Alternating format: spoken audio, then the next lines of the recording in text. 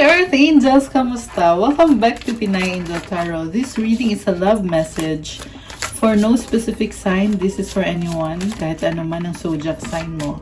General love reading, so maaring mag-resonate o hindi. Pero pag nag-resonate, i-comment nyo para alam ko. Kamusta kayo, guys?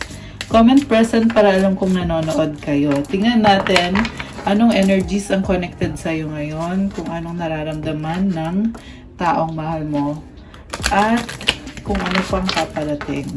Kuha ko muna kayo ng card from this deck. Okay.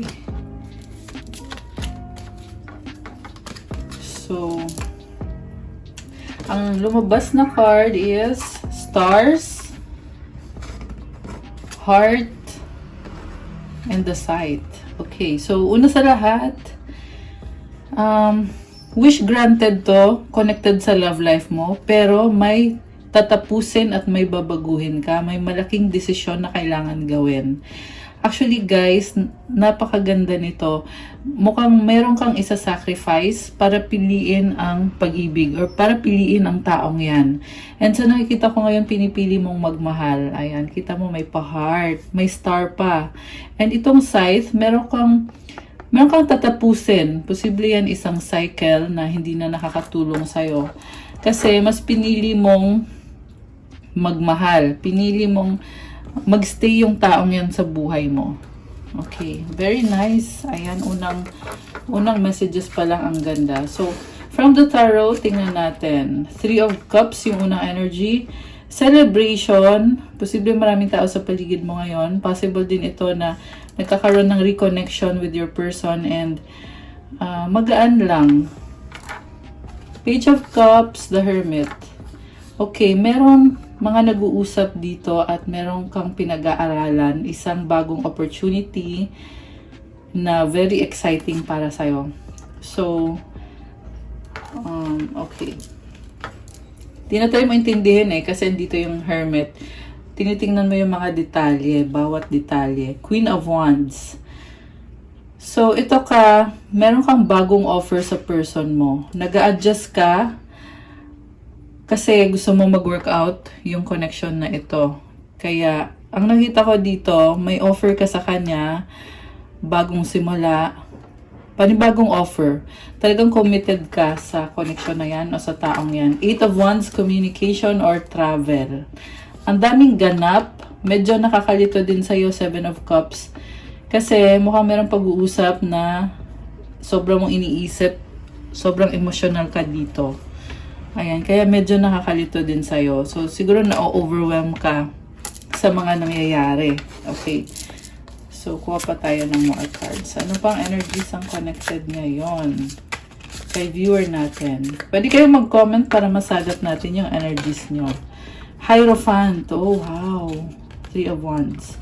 Okay, so, tanggap mo ang sitwasyon ninyo, pero merong gumugulo sa isip mo May na-feel ako dito na mga tao sa paligid nyo na parang pinoproblema mo, nag-worry ka, baka merong tumututol sa inyo, sa relationship nyo, pero nakita ko din parang tinataboy mo parang sinasabi mo, stop, wait lang, huwag kayong masyadong huwag judgmental or parang pinaglalaban mo talaga. Tanggap mo naman yung mga comments or yung mga sinasabi. Pero at the same time, nakikita ko na paglalaban mo kung ano yung decision mo. Okay, malaking decision. The High Priestess. Malakas ang intuition mo ngayon, kaya alam na alam mo kung anong gagawin mo. Pero pinipili mong manahimik. So, hindi mo na kailangan ipaliwanag kahit kanino yung mga plans mo or mga decisions mo.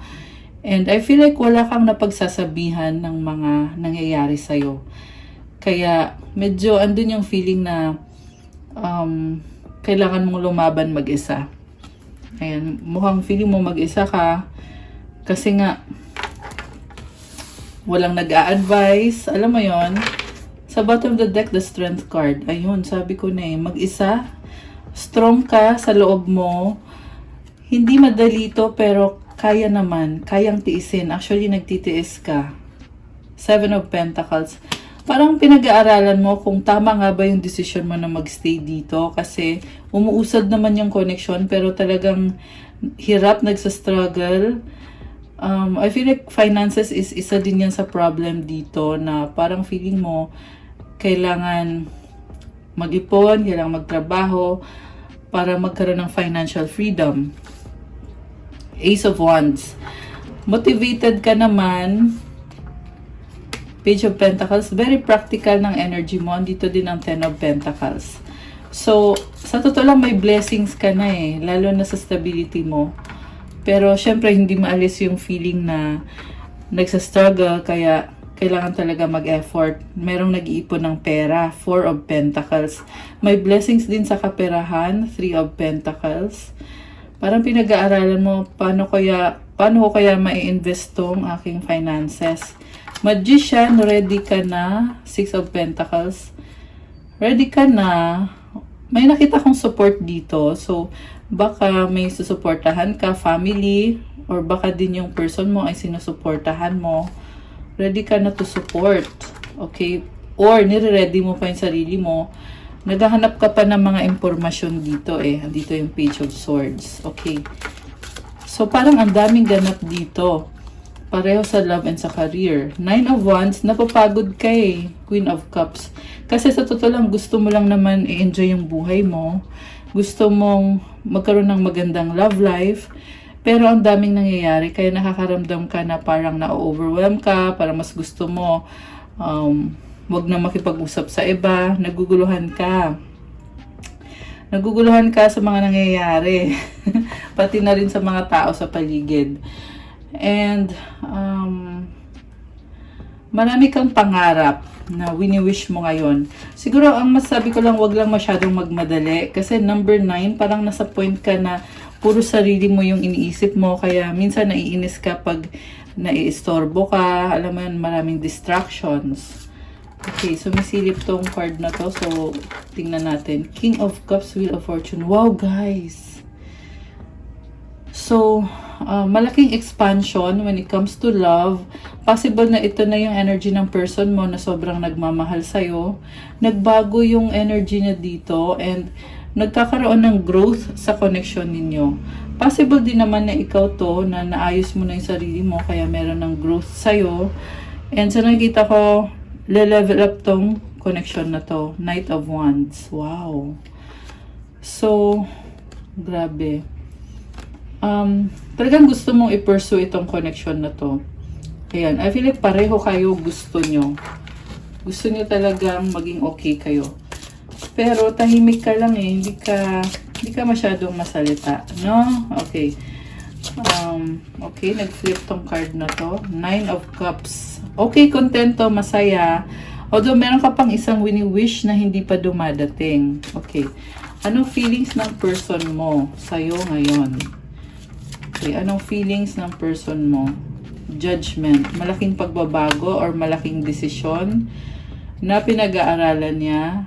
Queen of Swords and the Chariot. Natuto na din tong taong to eh. Ang nakita ko, merong confrontation. Mag-uusap or sasabihin niya sa'yo yung mga totoong iniisip niya. Four of Wands. Ang dahilan ng confrontation na to is gustong ma-achieve ang stable commitment. So, ayan, paparating tong energy na to eh. Eight of Pentacles. Naghihintay ng tamang panahon tong person mo. Okay. So, i-clarify pa natin, guys. Seven of Swords. Ay, sorry. Seven of Swords sa bottom of the deck. May mga bagay na tinatago niya. Or matagal na niyang tinatago. Ayaw niyang sabihin dahil okay. Parang gusto lang niya na mag-workout tong connection ninyo. Kaya kahit nahihirapan siya, may mga bagay na tinatago para lang magkaroon ng happiness sa inyo. Ten of Cups. So, ikaw talaga yung happiness nitong taong to. Sa nakikita ko, magta-transform naman. Kung ano yung tinatago niya, maayos naman ng kusa. There is happiness also and there is completion of a cycle. And dito yung the universe card. Ayan, tingnan nyo. Oh, ang ganda. Ayan, the universe. So, malalampasan nyo itong challenge na to. Oh my gosh, the Empress! Sobrang in love sa'yo tong person na to. Okay, clarify pa natin guys ha. Clarify natin yung tungkol dito sa isang cycle na magtatapos. Two of Wands, mukhang sinustok ka nitong person mo kasi pinoproblema niya, kasi gusto niyang mag-isa. Hindi maalis sa isip niya, hindi siya mapakali dahil sa pagbabagong nangyari sa inyo, sa connection ninyong dalawa, the Tower. Parang hanging parang feeling niya bitin or may kulang. Okay, ano kaya yun? King of Swords, matalino naman tong person na ito. Yung nga lang may ugali lang talaga siya na overthinker ito ngayon. Queen of Pentacles, matalino siya, at the same time inuna niya sarili niya dito kasi alam niya na yun talaga yung dapat gawin. Kasi ang concern nyo is yung sa finances nyo. And I feel like gusto niyo naman talaga na mag-settle down balang araw. Pero nasa point kayo na parang kailangan mo na talaga mag-focus sa trabaho, sa mga responsibilidad. Kaya tuloy, when it comes to love and romance, parang medyo kulang or merong nakukulangan. Kasi mas pinapairal nyo yung isip nyo na isip nyo ito yung tama, ito yung dapat gawin, ito yung priority ngayon. So, parang medyo kulang sa romance yung nafe-feel ko dito, guys.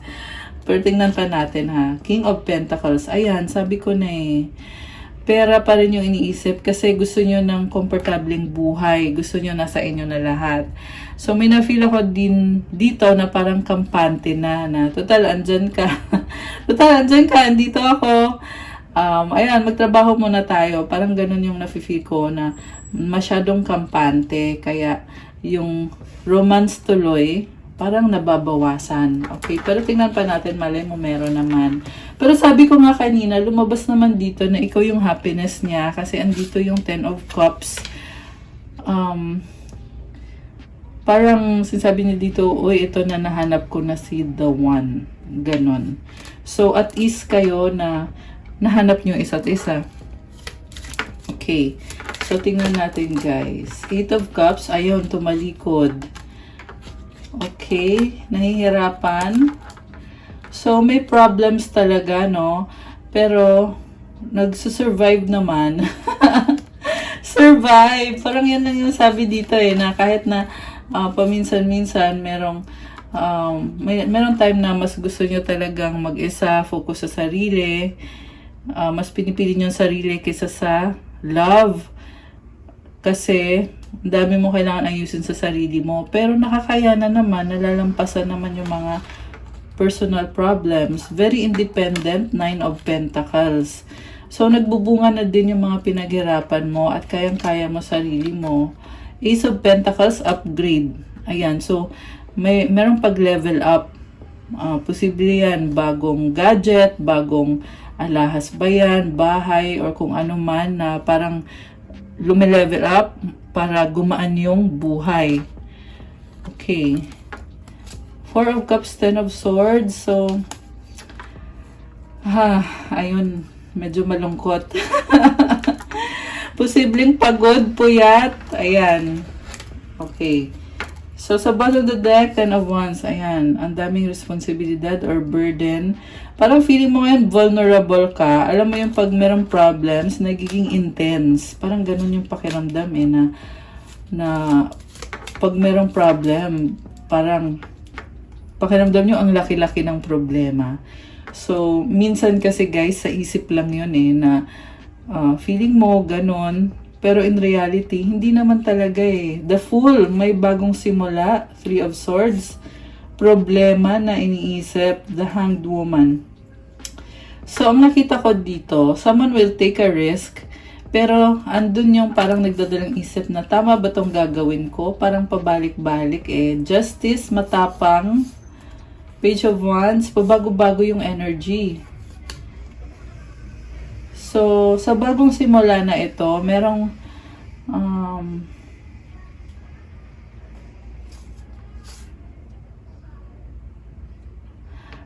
kaya nyo naman magsimula ulit. Kasi nakikita ko parang tinatry nyo na ibalik yung sigla ng relationship nyo. And at the same time, parang nagbabago yung isip mo. Parang sinasabi mo, ay, wag na nga lang, okay naman kami. So, nagkakaroon tuloy ng missed opportunity. Ayan, parang sinasayang nyo yung opportunity na magkaroon ng magandang communication or to spend time with each other. Nasasayang kasi andito si Five of Cups. Parang iniisip nyo na okay naman tayo, pero bakit parang malungkot? Kasi nga may missed opportunity, the Star. So, itong the Star, tinatry mo kasi i-manifest. Pero, 50-50 yung nakikita ko dito Merong part sa'yo na parang okay na okay. And then may part din sa'yo na parang isip mo, ay sayang naman. Ganon. And sobrang ka ngayon, vulnerable. Oh, by the way, it's Gemini season. Kaya kung may mga Gemini dyan, happy birthday sa inyo. Comment nyo kung kailan ang birthday nyo. Ayan, happy birthday mga Gemini. So, mas pinipili mo ngayon ipahinga yung isip mo kasi may sistema ka at gusto mong mag-focus sa mga priority. Ayan. Emperor, malakas ang confidence mo. Si Emperor kasi, siya talaga yung sabi ko nga, may sistema, kaya yung mga decision mo, parang nagiging mas intense, no? Death, okay, malaking transformation. Knight of Cups, meron kang isa-sacrifice. Wow, Ace of Cups, dahil sa mahal mo siya. Oh my gosh! So nice naman, parang na-feel ko dito, babaguhin mo yung sarili mo kasi mag-a-adjust ka sa kanya. Nag-o-offer ka ng bagong simula, ng love. Oh my goodness. So, baka ikaw or ang kadil mo ay Scorpio, or meron din dito water sign, Cancer, Pisces, Scorpio. Merong energy ng Aquarius, Aries, Pisces. Sino pa bang mga lumabas? Sagittarius, ayan. Yun yung mga strong signs na lumabas. Although kahit naman anong sign pwede dito, malakas din dito ang Libra. Ayan, okay. Eight of Swords. Gosh, okay. So, na-stuck ka sa isang sitwasyon, maraming tao. At parang nagdadalawang isip or may mga fear. Na-stuck talaga. Meron the Devil, Six of Cups, Ace of Swords. Okay. So, parang may nakita ko dito na iniisip mo na sayang yung oras ko. Ayan, sayang yung oras mo kasi maraming tao dito sa paligid mo So, siguro merong celebration na kailangan nakafocus ka doon. Parang ganun. Okay? King of Wands, Two of Pentacles, Six of Swords, and the Sun. So, itong person mo ay nag-a-adjust. Mukhang busy. Hindi lang ikaw yung iniisip nito. Ayan, marami siyang inaayos sa sarili niya. Two of Pentacles, juggling, pero ini-enjoy niya yung ginagawa niya. And very optimistic. Oh, wow. Sobra kang mahal nito. So, kung dati hindi kayo nagkasundo, ngayon inisip niyo okay na tayo, move on na tayo, move forward, new beginning, may clarity. So, may mga problems na nangyari, pero okay lang, kaya naman, masaya naman. Masaya siya sa'yo. The Empress, super in love sa'yo, itong person na to. Oh my gosh, grabe! Okay. So, tingnan pa natin yung ibang energies connected dito sa couple na ito sa reading natin ngayong gabi.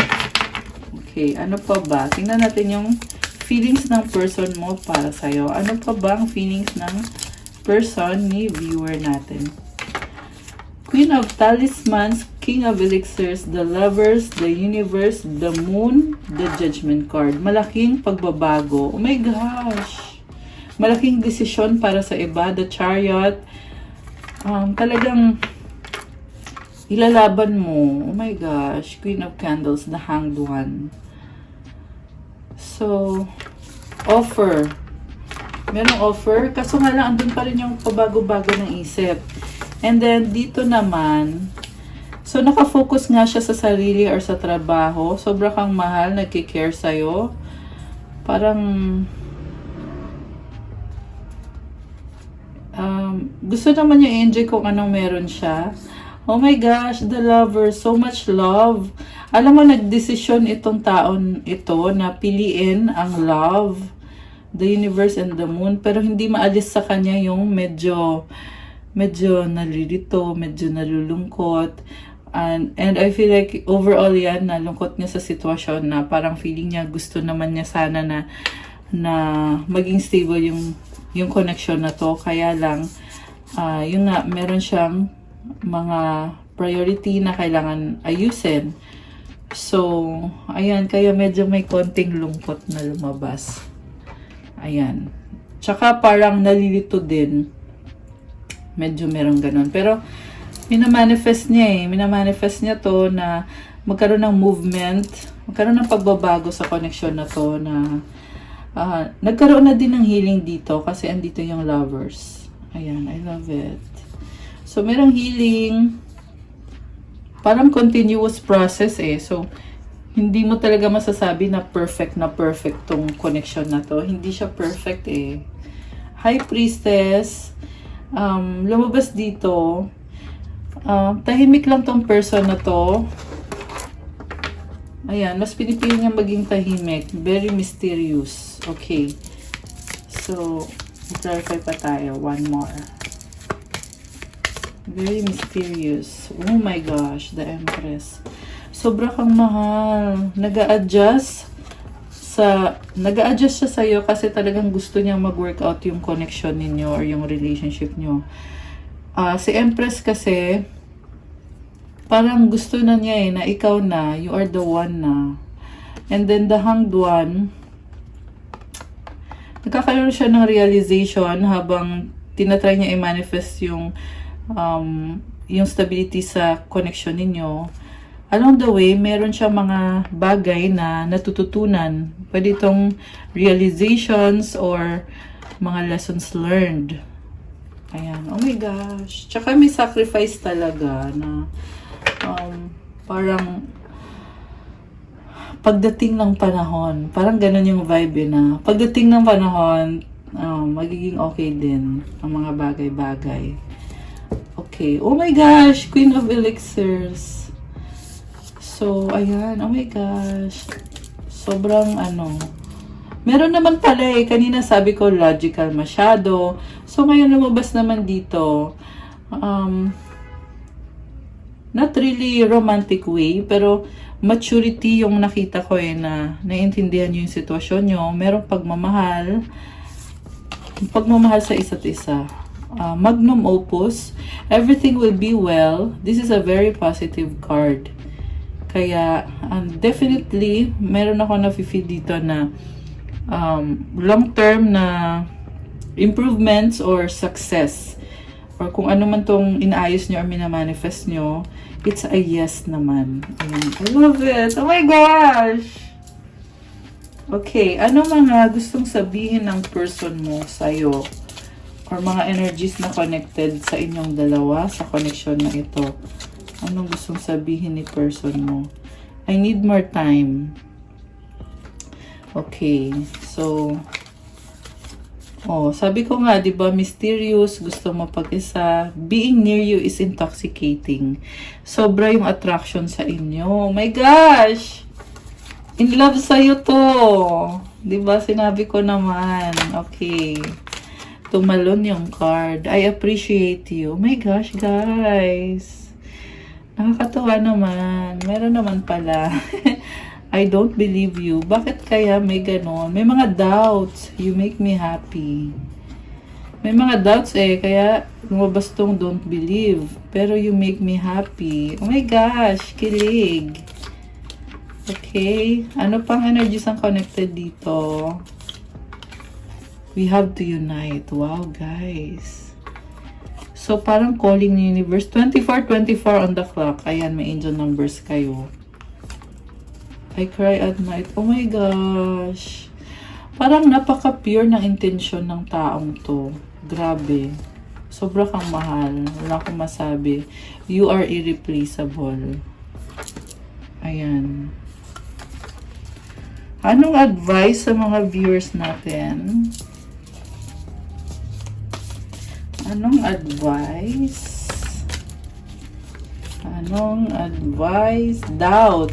Okay. Offering all to the divine doesn't mean negativity never arises, but you can say, free me from this prison of doubt. I cast this burden to you. Show me your will and restore me to faith and confidence. So, alam mo yung kahit okay ka naman, pero bakit meron pa rin talagang negative na naiisip or nangyayari. Kaya sinasabi dito, yung burden mo daw, isurrender mo daw kay God. Hilingin mo na tanggalin sa'yo yan. At hilingin mo din na ipakita sa'yo kung ano yung gusto ni God para sa'yo. At ibalik yung lakas ng loob mo at yung tiwala mo sa sarili mo or yung confidence mo. Ayan, I love it. So, isurrender nyo yung burden nyo, guys. Hilingin nyo na ibalik yung faith nyo, lakas ng loob nyo, at yung confidence nyo. Ayan. Okay, guys. That's what I have for you for our love message for today. Thank you so much for watching. I-like na tong video na to. Comment kung nag-resonate ba or kung nagustuhan nyo ba.